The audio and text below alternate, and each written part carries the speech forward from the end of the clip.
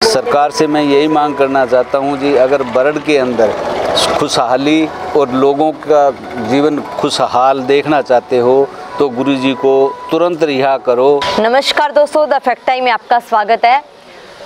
लगातार पब्लिक सर्वे कर रहे हैं, लगातार पब्लिक से एक्चुअली फैक्ट जानने की कोशिश कर रहे हैं कि पब्लिक का कैसा एक्सपीरियंस है डेरा सच्चा सौदा को लेकर। सेंट डॉक्टर गुरमीत राम रहीम सिंह जिंसा के बारे में आज हमारे साथ श्री चंद जिंसा जी जुड़ रहे हैं, जो हरियाणा से किसान हैं। उनसे जानते हैं कैसा रोल है सेंट डॉक्टर गुरमीत राम रहीम सिंह जिंसा का समाज के लिए, सोसाइटी के लिए, क्या एक्चुअली में सच्चाई है। सीधी बातचीत इनसे करवाते हैं। श्री चंद जी, आपका द फैक्ट टाइम में स्वागत है। स्वागत है जी, आपका भी। दान दान सदगुप्त रही आसरा। श्री चंद जी, कितने समय से आप लोग डेरा सच्चा सौदा में आ रहे हो? मैं बचपन से जुड़ा हूँ। मेरे माता पिता सेंसा मस्ताना जी से नाम शब्द लिया था और तब से वो जुड़े हैं और उन्होंने हमें आगे जोड़ा है। और हमें सतगुरु के द्वारा इतनी खुशियाँ मिलती हैं, इतनी खुशियाँ मिलती हैं जिसका कोई अंदाज़ा ही नहीं है। सर, परिवार में कौन कौन आता है आपका? परिवार में मेरा सारा परिवार आता है जी। पहले माता पिता भी आते थे, उनके साथ हम आते, बहन ने मेरी चारों बहनें आते हैं, उनके वो परिवार वाले वो जहाँ गई हैं वो भी आते हैं। अब मेरे पोती पोते तक सभी आते हैं। तीनों पीढ़ियाँ चल रही हैं, बेटे बहुएँ और पोते पोतियाँ। सर, बेटियां भी आपके यहाँ पर आती हैं। बेटियों को लेकर डेरा सच्चा सौदा संस्था में सुरक्षा को लेकर कैसा माहौल है सर? यहाँ जैसी सुरक्षा पूरे देश में कहीं नहीं है, पूरे वर्ल्ड में कहीं भी नहीं है। हमारे ये मेरा गांव यहाँ नज़दीकी है, तो मेरे गांव में अपने स्कूल की जो बस जाती है वो लोग मनमुख हैं, पर वो ये कहते हैं भी हमारा वहाँ विश्वास दृढ़ है। मनमुख लोग होके भी इतना कहते हैं भाई वहाँ जितनी सेफ लड़कियाँ जितनी हमारे घर पे नहीं हैं। तो यहाँ तो बहुत ही ज़्यादा सेफ है जी। यहाँ कोई चक्कर नहीं किसी प्रकार का। सब बच्चे बहुत ही खुशी से यहाँ रहते हैं, खुशी से रहते हैं और आते भी हैं।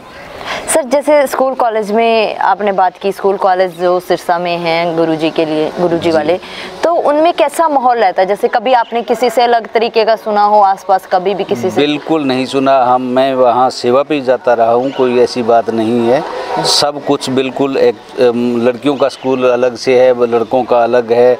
वहाँ का बच्चों का आपस में प्यार प्रेम है, टीचरों का है, वो बहुत ही बढ़िया है। ऐसी कोई बात नहीं है जहाँ जो दुनिया मीडिया वालों ने पहले दिखाया था, ऐसी कोई बात यहाँ दरबार में आज तक नहीं देखी। मैं 60 साल की एज का हो गया हूँ, आज तक मैंने नहीं देखी। सर, गुरुजी का स्वभाव कैसा है? गुरुजी का बहुत शीतल स्वभाव है, बहुत ही प्यार से सभी को समझाते हैं। और गुरुजी जिस बात को बताते हैं वो बातें अगर आदमी मान ले अपने दिमाग में तो स्वर्ग के बराबर ये धरती बहुत ही जल्दी बन जाएगी। सर, क्या मतलब गुरुजी ने ऐसा क्या किया है सोसाइटी के लिए, समाज के लिए, जो आज भी आप लोग उनके साथ हो? देखो जी, समाज में सतगुरु जी ने बहुत काम किया है। 143 तो मानवता भलाई के कार्य यहाँ दरबार में वो सतगुरु जी की प्रेरणा से ही हम कर पा रहे हैं। वैसे करने का दुनिया में कोई मतलब नहीं, कोई कर भी नहीं पाता। लेकिन सतगुरु की रहमत, उसकी रहमत से हमें प्रेरणा मिली और वो प्रेरणा के हिसाब से 134 मानवता भलाई के कार्य कर रहे हैं। उसमें देखो भ्रूण हत्या रोकना है, ये भी उसी में एक कार्य है। और पूरे वर्ल्ड को यहाँ से इंसानियत की सेवा करने का संदेश मिलता है। तो साथ संगत है वो पूरा तन मन से उस सेवा को निभाती भी है। सर, जैसे आजकल देखते हैं कि छोटी छोटी बेटियों के साथ ऐसे खबरें आती हैं, इतनी दरिंदगी के केस सामने आते हैं। इसका कारण क्या लगता है? क्यों ऐसा आजकल ऐसी सोच क्यों बनती जा रही है लोगों की? ऐसा यहाँ दरबार में जो जुड़े हुए हैं उनके आस पड़ोस में भी अगर कोई इंसान मनमुख है वो भी नहीं सोचता। लेकिन सबसे बड़ी प्रॉब्लम ये है, इस बढ़ावा इधर इसका ये है भी नशे में लोग गर्क हो गए। और गुरुजी के जाने के बाद इन 3-3.5 सालों में तो हमारा ये एरिया, मैं सिरसा डिस्ट्रिक्ट से बिलोंग करता हूँ, तो हमारा जो ये एरिया है इस एरिया में हद से ही ज़्यादा नशे हो गए इन 3 सालों में। पहले तो एक आध कोई लोग नशा करते थे और आज लगभग ही ऐसा कोई घर इस एरिया में कोई भी घर बचा हो जो मनमुख हो के नशे से रहित हो।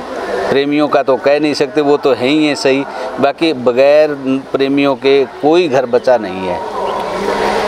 सर, आप जैसे किसान हो, किसानों के लिए गुरुजी ने क्या मतलब मुहिम चलाई हुई है, कुछ है ऐसा सर? हाँ, किसानों के लिए गुरुजी ने किसान आंदोलन चलाया था, किसान बचाओ आंदोलन।